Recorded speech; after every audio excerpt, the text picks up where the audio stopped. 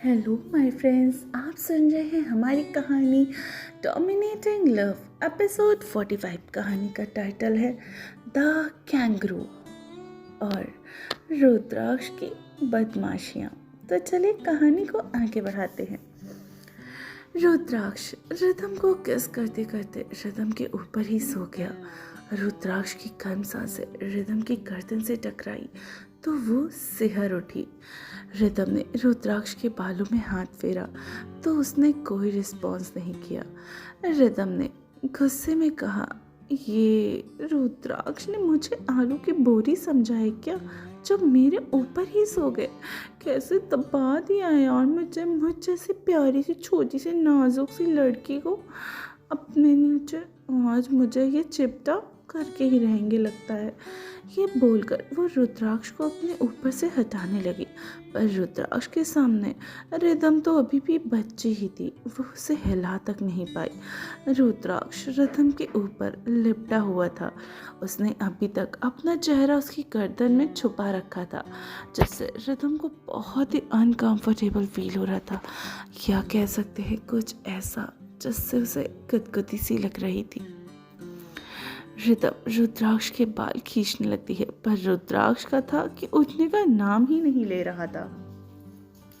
अब रिदम का गुस्सा धीरे धीरे बढ़ने लगता है। थोड़ी देर के बाद रिदम थक हार गई और वैसे ही अपनी आंखें बंद कर लेती है।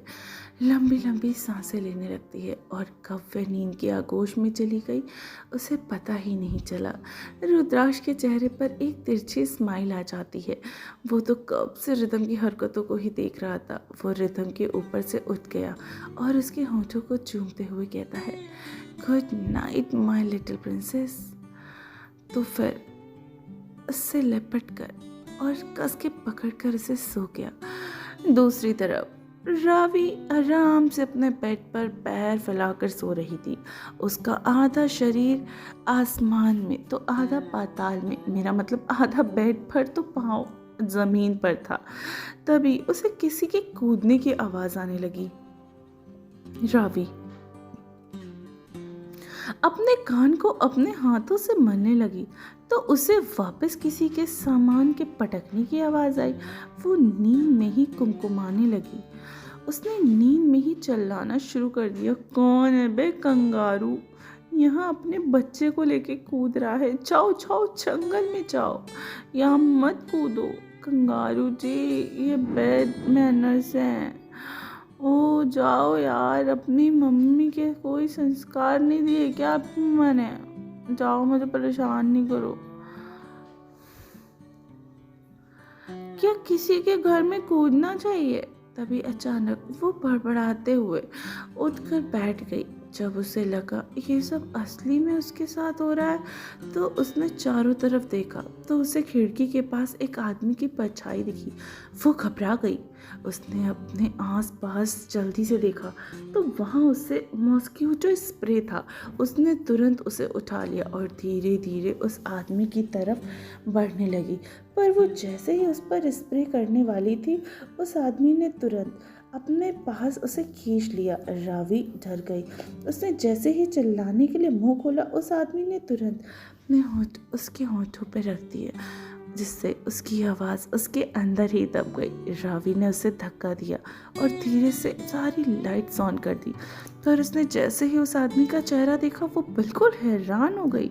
उसने धीरे से कहा, गधे तुम? शिवाय उसे देखकर मुस्कुरा रहा था। वो सीधा उसके बेड पर पसर गया और अपने पैर पर पैर चढ़ा दिया। रवि ने जब किसी आदमी को अपने बेड पर देखा तो वो बौखला गई। उसने गुस्से में दांत पीसते हुए कहा, उठो मेरे बेड से और निकल जाओ यहाँ से, वरना मैं आज और दर्श को अभी बुला लूंगी। शिवाय ने हंसते हुए कहा, चुप हो जाओ और अगर बुलाना ही चाहती हो तो बुला लो, फिर सब तुम ही को ही गलत समझेंगे। रवि गुस्से में ही उसे घूरने लगी तो शिवाय तुरंत वहां से उठ गया और विंडो के पास पड़ा अपना सूटकेस उठा लिया और बेड पर अच्छे से रख दिया। रवि उसके सूटकेस को घूरते हुए बोली, ओह तो ये है तुम्हारा बच्चा, जब तुम इसे यहाँ क्यों लेकर आए हो? तुमको क्या यहाँ बसना है क्या? जाओ भागो यहाँ से, शू शू। ये बोलकर वो अपने हाथ हिलाने लगी जैसे लोग डॉग को भगाते हैं, बिल्कुल वैसे ही। शिवाय ने उसकी बातों पर बिल्कुल ध्यान नहीं दिया और अपना सूटकेस खोलने लगा। उसने कसमसाते हुए उसने कम से कम 4 लॉक होते हैं। तभी शिवाय एक एक करके सबको खोलने लगा। रावी भी उसे आंखें फाड़े देखे जा रही थी और अपने मन ही मन कहा, कहीं इसमें कोई खजाना तो नहीं, किसी से चोरी वोरी करके लेकर आया हो। हे भगवान। और सोच रहा होगा कि रावी के घर में रख देते हैं ताकि खोजबीन के दौरान मेरे घर में रेड पड़ जाए और पुलिस वाले मुझे जेल में डाल दे, ताकि मैं जेल में चक्कियाँ में अरे यार पीसिंग करूँ। ये आदमी मुझसे अपना बदला लेने आया है। शिवाय ने अपना जैसे ही सूटकेस ओपन कर दिया, रावी ने जब उसका सूटकेस देखा तो वो शॉक्ड हो गई। उसकी आंखें फाड़े फाड़े खाई। ये क्या है? शिवाय ने सवाल सुन रावी का सवाल सुन शिवाय अपना कॉलर ठीक करके बोलता है, ये मेरा फेवरेट पिलो है। एक जोड़ी कपड़े, एक टूथब्रश, मेरी फेवरेट सोप, शैम्पू और क्लोरोफॉर्म और कुछ खाने पीने का सामान जैसे पिज़्ज़ा, चिप्स, जूस, कुरकुरे और बहुत कुछ।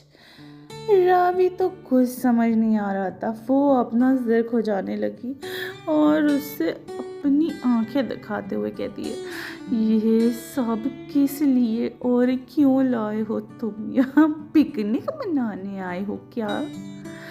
शिवाय ने प्यार से रावी को बोला, क्यूट भूतनी, अब मैं तुम्हारा होने वाला जीवन साथी हूँ, तो तुम्हारे मेरे बारे में अब सब जानना होगा। देखो, तुम्हें एक एक करके बताता हूँ, तुम याद कर लेना, ओके? फ्यूचर में तुम्हें काम आएगा। देखो, आज मैं तुम्हारे घर, इनफैक्ट तुम्हारे रूम में ही रुकूंगा और यहीं सोऊंगा। ये मेरा फेवरेट पिलो है, इसके बिना ना मुझे नींद ही नहीं आती यार कहीं पे भी। ये कपड़े इसलिए क्योंकि कल जब मैं फ्रेश होऊंगा तो पहनने के लिए कुछ चाहिए ना। टूथब्रश और ये ब्रश करूँगा और ये मेरा फेवरेट सोप है और शैम्पू, मैं इसे ही यूज़ करता हूँ। मेरी स्किन बहुत सेंसिटिव है ना, तो सब कुछ अच्छा ही होना चाहिए। और बाकी खाने पीने की चीज़ें जब भी मुझे भूख लगेगी खा लूँगा। उसकी बातें सुनकर रावी को तो चक्कर आने लगे। उसने सूटकेस से क्लोरोफॉर्म उठा लिया और उसको दिखाते हुए कहा, अभी ये क्लोरोफॉर्म किस लिए? तब शिवाय ने सीरियस होते हुए कहा, देखो, मैं बहुत ही हैंडसम, डैशिंग और चार्मिंग हूँ। सारी लड़कियाँ मेरे पीछे पागल हैं। जब भी मैं कहीं जाता हूँ तो मेरे पीछे हाथ धोकर पड़ जाती हैं और मेरे साथ फ्लर्ट करना शुरू कर देती है। अगर किसी ने मेरे साथ कोई छेड़खानी करने की कोशिश की तो सेफ्टी के लिए कुछ तो होना चाहिए ना, इसलिए ये क्लोरोफॉर्म, ये शुड ना, you know ना what I mean। तो फ्रेंड्स, कैसी लगी आपको हमारी स्टोरी? आई होप पसंद आई हो और आप भी जानने के लिए बहुत ही बेकरार होंगे कि आखिर रावी का क्या रिएक्शन रहने वाला है, जो शिवाय ने इतनी खतरनाक, आई मीन इतनी अजीब सी प्लानिंग करके उसके घर पे आया है। तो चलिए मिलते हैं कहानी के अगले एपिसोड के साथ। कहानी अच्छी लगती है तो लाइक, सब्सक्राइब एंड शेयर करें। अगले एपिसोड में।